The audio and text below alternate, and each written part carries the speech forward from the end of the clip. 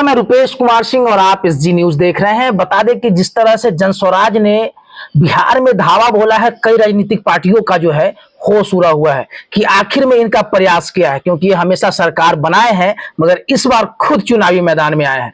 वैशालीगढ़ में मौजूद है प्रतिभा जी, हमारे साथ मौजूद है। वैशालीगढ़ से दावेदारी समझिए, इन्होंने भी पेश किया और कहीं ना कहीं शिक्षित परिवार से आते हैं। इनके हस्बैंड भी एडवोकेट है, खुद एडवोकेट है, लगभग 20 साल से वकालत में है, नई दिल्ली में है, सर्वोच्च न्यायालय में है। अभी हम इनसे बात करने की कोशिश करेंगे क्या है जनस्वराज, क्यों जनस्वराज जो है सिर्फ शिक्षित लोगों को ही अपने तरफ जोड़ रहा है, और ये जो भौकाल मचा रखा है पूरे बिहार में, आगामी चुनाव में क्या करने वाला है ये कोई नहीं जानता। स्वागत है प्रतिभा जी आपका। नमस्कार। एक्चुअली क्या है कि जो हमारे बिहार राज्य की जो आज के डेट में स्थिति है, उसमें हमारा जनस्वराज पार्टी एक माननीय प्रशांत किशोर जी ने इसके माध्यम से बिहार को बदलने की पूरी तरह से कोशिश की है। और यहाँ पर अपढ़ों की सरकार रही है जिसमें वो कोई काम तो करते नहीं हैं, बस ऐसे ही उनकी चलती रही है। लेकिन माननीय प्रशांत किशोर जी ने शिक्षित लोगों को अपने पार्टी में लाकर, क्योंकि उन्हें बहुत सारी पार्टियों में काम करने का भी अनुभव है, खुद भी शिक्षित हैं और शिक्षित लोगों को ही जोड़ रहे हैं, इसलिए बिहार का विकास होगा,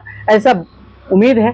आपने कहा अनपढ़ों की सरकार है। नीतीश कुमार जी तो पढ़े लिखे हैं, तेजस्वी आप अनपढ़ किसको कहे सो बताइए। अनपढ़ तो हम लालू यादव के सरकार को ही कह रहे हैं, डायरेक्ट बोल रहे हैं कि तेजस्वी और लालू यादव तो कुछ बिहार को गर्त में ही लेकर के गए हैं। नीतीश कुमार जी पहले 10 साल तक तो काम सही किए थे, लेकिन अब वो मुख्यमंत्री के लायक रहे नहीं। मतलब दोनों का दोनों मतलब एक्सपायरी डेट, अब उन लोगों को हटाने की जरूरत है। एक्सपायरी डेट आ चुका है, जैसे दवाइयों का एक्सपायरी आता है उसको फेंक दिया जाता है। बिल्कुल बिल्कुल, अब उनको फेंकने की जरूरत है और बिहार में बदलाव की जरूरत है, जिसके लिए हम लोग प्रयासरत हैं। जनस्वराज माननीय प्रशांत किशोर जी के नेतृत्व में जनस्वराज पार्टी को ज्वाइन किया है।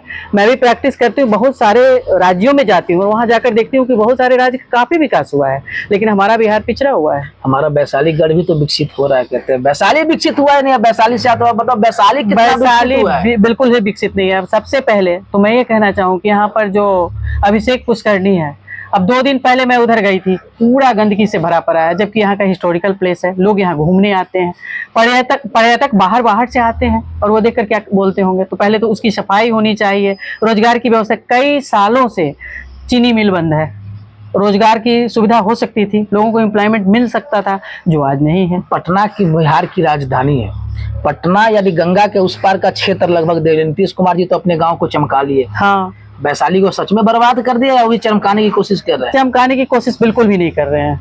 बिहार के लिए उन्होंने कुछ भी नहीं किया है, कुछ भी नहीं किया है, मेरा जहां तक समझ है। महिलाओं के लिए तो बहुत दारूबंदी हो गया, बहुत सारी बात कहते हैं नीतीश। दारूबंदी क्या हुआ? दारूबंदी होने से तो कुछ हुआ नहीं, दारू तो बैकडोर से बिक ही रहा है। मतलब दारूबंदी नहीं है, वो एक रोजगार दे दिया गया है। तो रोजगार कुछ भी नहीं, वो बेकार है। वो बंदी करने से क्या है कि हमारे बिहार को लॉस ही तो है, रेवेन्यू का लॉस है। मिलता तो है, मिलता नहीं है। देखिए पहले कहीं कहीं दुकानों में मिलती है, अब हर घर में मिलती है, तो एक रोजगार ही दिया उन्होंने। कुछ गिने चुने लोगों को ये अच्छे क्वालिटी का शराब मिल रहा है, बिक रहा है, सब कुछ हो रहा है, लेकिन ये कहते हैं कि बंद हो चुका है। लेकिन घटिया किस्म का जो लोग पीते हैं और जो गरीब तबके के लोग हैं, उन्हीं को पुलिस पकड़ती भी है, उन्हीं से फाइन भी करती है। तो बंद करने की क्या जरूरत है, इसको चालू ही रखा जाता। जनस्वराज में आने का क्या सोच है, क्यों जनस्वराज आपने ज्वाइन किया?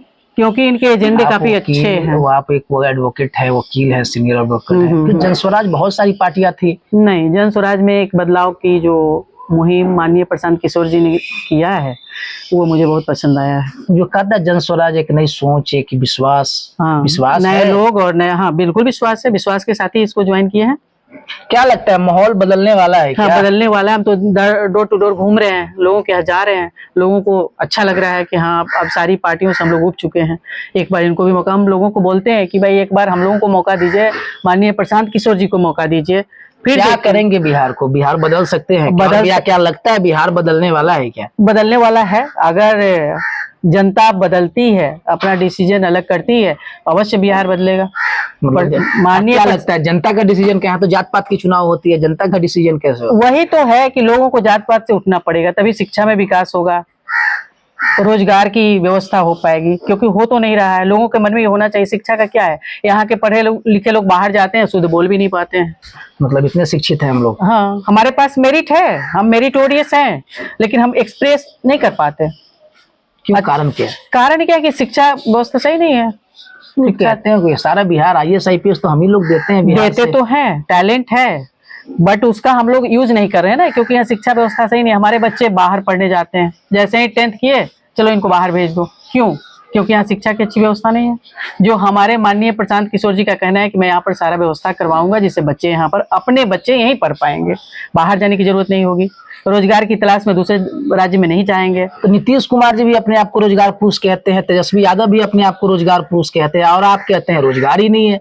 रोजगार बेरोजगारी की समस्या तो भयंकर है। जैसा कि आपने अभी कोरोना काल में देखा ना, 10-12 हजार रुपए के लिए लोग बाहर कमाने के लिए गए थे, और वहां से वो कैसे पैदल चल चल करके आए। अगर हमारे बिहार में ही ये सारी व्यवस्थाएं होती तो क्यों बाहर जाते तो लोग? ये रोजगार पुरुष अपने आप को क्यों कहते हैं? कौन? नीतीश कुमार जी भी कहते हैं कि मैंने भी रोजगार कहने दिया। के लिए तो कुछ भी- तेजस्वी यादव भी कहते हैं कि रोजगार पुरुष है, मतलब दोनों रोजगार पुरुष है, तो फिर रोजगार का अरे जो पारिवारिक पार्टी है, अब तेजस्वी यादव 9th पास है, सोचने की उनकी कैपेसिटी कितनी है सबको पता है, वो क्या कर सकते हैं सबको पता है। हमारे माननीय प्रशांत नीतीश किशोर जी जी, का? नीतीश जी तो पढ़े लिखे हैं, लेकिन आज के डेट में वो आउटडेटेड है।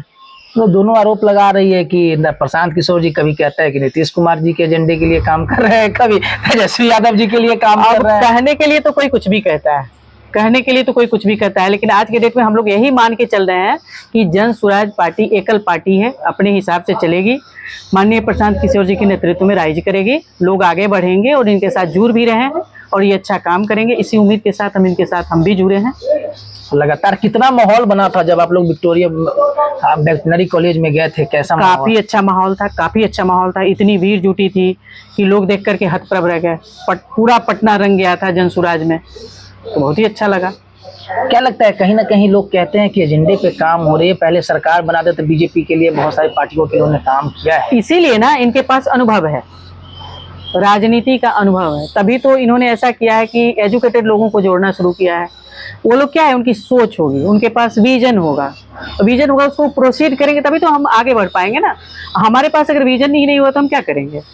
इनके पास भी है, मतलब हाँ। बदलने, कुर्सी एक ऐसा चीज है, बैठते ही सारा माहौल ही बदल जाता है। वो तो बाद की बात है, वो तो बाद की बात है, नहीं कुछ कर सकते। लेकिन आज के डेट में हम लोग यही महसूस कर रहे हैं कि माननीय प्रशांत किशोर जी बहुत अच्छा करेंगे और इनसे उम्मीद की जाती है। पढ़े लिखे इंसान है, पढ़े लिखे लोगों को जोड़ रहे हैं और इसमें जात पात का कोई भेदभाव नहीं है, सबको सम्मानता दी जा रही है। जैसा कि हमने देखा, अब 243 सीट पर ये चुनाव लड़ने वाले हैं, तो उसमें 40 मुस्लिमों को भी दे रहे हैं, 40 सीट पे बोल रहे हैं मुस्लिम कैंडिडेट होगा, 40 पे महिलाओं को भी मिल रहा है। लेकिन कोई पॉलिटिकल पार्टी ऐसी नहीं थी जिसने महिलाओं को भी तरजीह दी हो।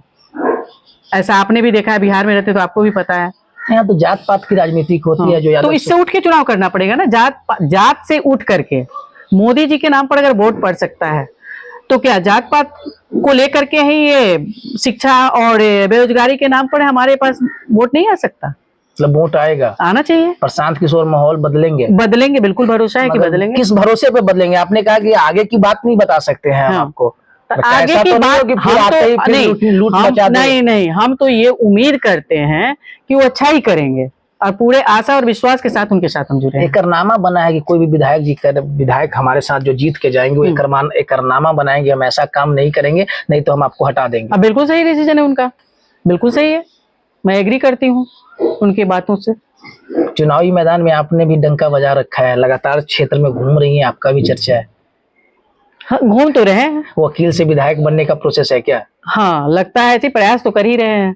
प्रयास में जैसे प्रयास किया, पढ़ाई किया तो वकील बन गए, हाँ। अब नेता बनने की बारी आ गई है। नेता बनने की बारी आ गई, क्योंकि अब हम फ्री हैं, तो मैंने सोचा ये थोड़ा इसमें भी लिया जाए। जन स्वराज पार्टी बहुत अच्छी पार्टी, जन स्वराज मतलब जनता की पार्टी, सभी लोगों को जोड़ करके इन्होंने इस पार्टी को बनाया है। पहले भी बहुत सारे राष्ट्रीय जनसंघ होता था पहले, जनता दल है, राष्ट्रीय ये जनता सब दल है, देखिए, कांग्रेस है, बीजेपी है। ये सारी पॉलिटिकल पार्टियां जो है फैमिलियर पार्टी है, परिवारों की पार्टी है। बीजेपी भी पारिवारिक पार्टी है, इसमें भी परिवार का तो कुछ लोग तो है ना, ऐसा हम कुछ। नीतीश कुमार जी तो अपने पुत्र को आज तक नहीं, लेकिन ठीक है, अब उनके साथ प्रॉब्लम क्या है कि उनकी दिमाग अब सही वर्क कर नहीं रहा है ना उनका, तो उनको शायद अब रिजाइन कर देना चाहिए। ऐसा तो नहीं है कि आरजेडी के साथ कुछ दिन जो है तो टुटका मुटका जो होता है वो कर दिया गया हो? अब इसका हमको नहीं पता है, इसके बारे में हम कुछ नहीं कह सकते। लेकिन अभी जैसे उन्होंने कोई डिसीजन लेना शुरू किया है, मान लीजिए अपने पोजीशन को अगर हम नहीं समझ रहे हैं, अब संसद में आपने देखा हो शपथ ग्रहण समारोह में उन्होंने क्या किया, प्रधानमंत्री जी का पैर छूने के लिए चल दिए, तो वो भी तो चीफ मिनिस्टर है ना, तो उनको अपनी गरिमा नहीं पता है। मतलब नीतीश जी ने भी अपना गरिमा बोल दिया है, भूल ही गर्मियां भूल गए। एक्चुअली और क्या है, तेजस्वी यादव जो पढ़े लिखे हैं नहीं, तो उनसे जनता परेशान ही है। जनता तो परेशान। लगता है कि सारा को दही मक्खन करके हाँ, मेरा जनस्वराज इस कहना बार है माहौल बदलेगा। जन स्वराज को ही लाना है और जनता का सुंदर राज स्थापित करना चाहिए, मेरा यही कहना है। अब माननीय प्रशांत किशोर जी के भाषण में दम होता है, जब वो बोलते हैं तो उनके अंदर में वेटेज होता है, एक वेट लिखकर, और उनके पास डेटा होता है, सोच समझकर उस पर स्टडी करते हैं, फिर अपना जनता के सामने रख रहे हैं। तो जनता को शायद अप्रिशिएट करना ही चाहिए। तो इस बार माहौल बदलेगा, बदलेगा जरूर, जनस्वराज आएगा, जरूर आएगा। दिल्ली, आपने दिल्ली से भी रह के जिस तरह से आम आदमी एकाएक आ गए, वैसे ही बिहार में जनस्वराज आ जाएगा। जनस्वराज आएगा, बदलाव की जरूरत है, जनता बदलाव चाहती है, तो मतलब बदलाव होगा इस बार। बिल्कुल होगा बदलाव। बहुत बहुत धन्यवाद प्रतिभा जी हमारे साथ जुड़ने के लिए। हाँ, आपको भी धन्यवाद। जिस तरह से